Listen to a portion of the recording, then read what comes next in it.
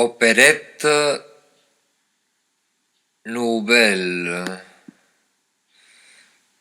Dimanche 27 décembre 2009. Lecture mai 2017 par Manuel Montero.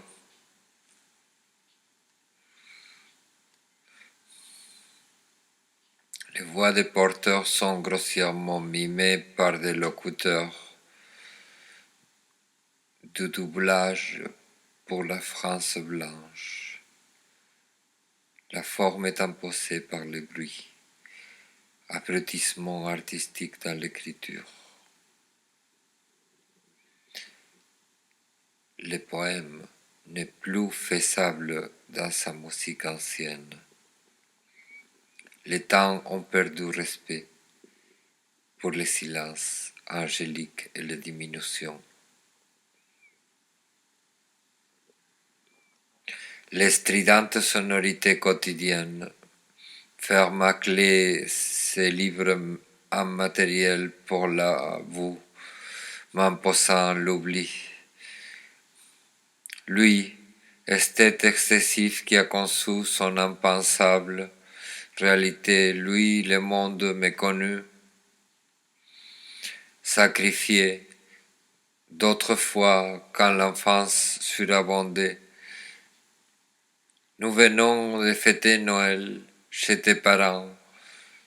L'enfant existe, père et fils sont des dieux. Trivial par ses serres, féminin et nonobstant mémorable. Deux lunes pour deux mondes, sextuple pénétration dans la ruse de la pensée du fleuve au cœur de lumière.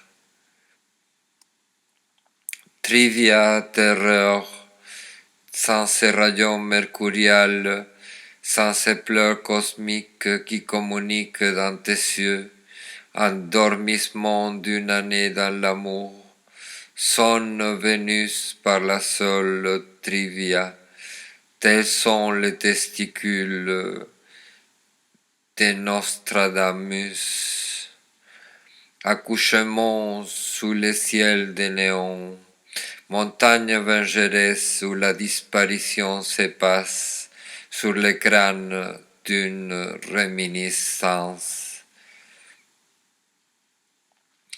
Le vertige des vestiges est abattu par les léopards. La femme enceinte du passé, la vacante juive dont Ézéchiel si sévère, le jour où l'on ne pourra plus mentir sur la toile, le travail arrêté pour toujours, et le mensonge de l'image s'effaçant dans le vide de l'âme. Mai si Miss, la revue littéraire publie un texte d'extrême jeunesse, un texte adolescent, alors que le cœur de la fraternité, notre rip vienne dire que le conte de Myriam Thibault est ennuyeux, ça m'incite à le relire et le lui faire relire, parce que sa réaction manque à mon goût de raffinement et que je crois que la vraie fraternité est un indice de raffinement qui est dans les desiderata oubliés de la France, aussi en littérature. Et je ferai pire parce que je compte être avocat du diable comme on m'avait reproché de faire une fois, à nouveau à la sauce Jean Clair, tout en sachant que la sauce ne fait pas le style, bien sûr.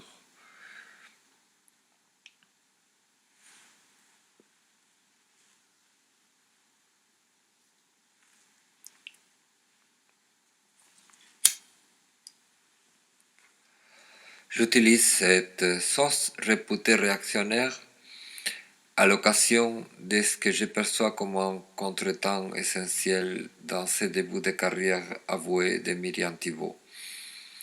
On a voulu lui reprocher en somme sa fadeur, tandis que moi, je trouve que sa publication ne manque pas de souffle et de scandales sourds que j'affectionne.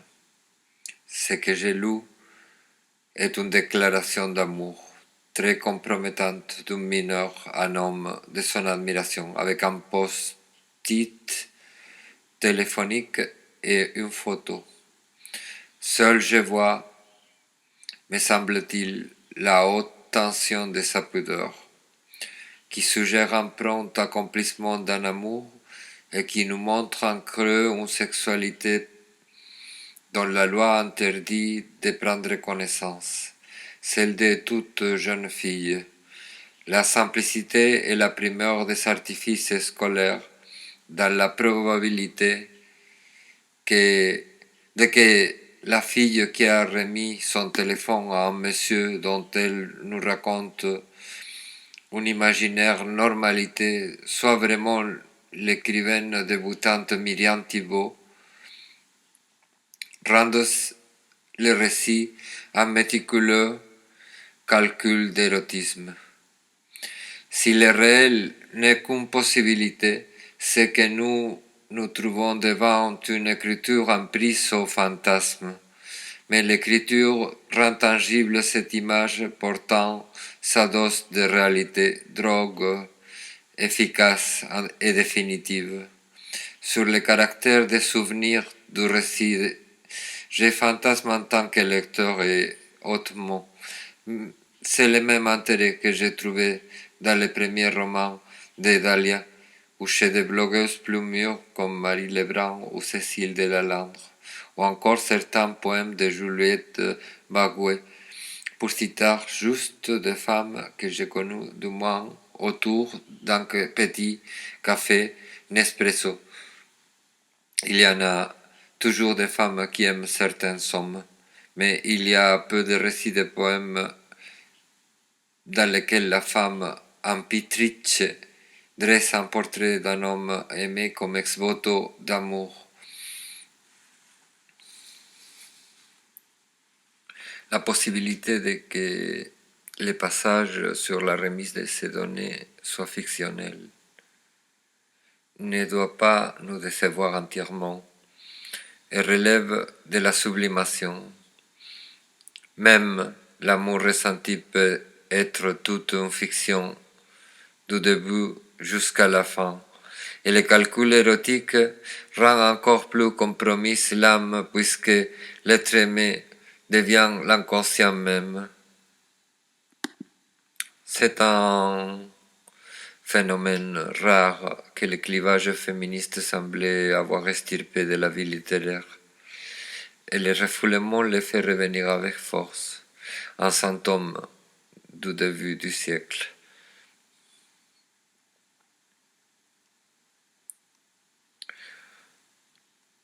Vendredi 26 février 2010, poème 25 de 10.